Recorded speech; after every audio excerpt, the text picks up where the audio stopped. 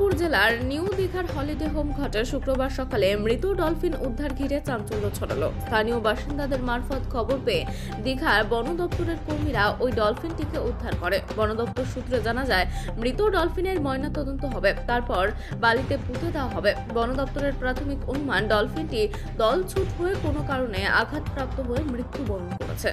আপনার নাম? আমার নাম নিরঞ্জন সিং। কোন ঘাট থেকে হলিডে হোম ঘাট সাগরের মাঝখানে। কি উদ্ধার করলো বন দপ্তর? উদ্ধার বলতে ডলফিন মাছ ওর জোয়ারে লেগেছে ভোরবেলা 4টা নাগাদ, আশা করি আমরা।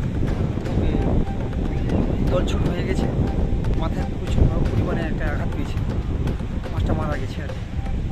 আমরা দীঘা থানায় খবর দিই, দীঘা থানা সঙ্গে সঙ্গে ফরেস্ট ডিপার্টমেন্টে খবর দেয়, ফরেস্ট লোক এসে মাছটিকে উদ্ধার করে দেয়।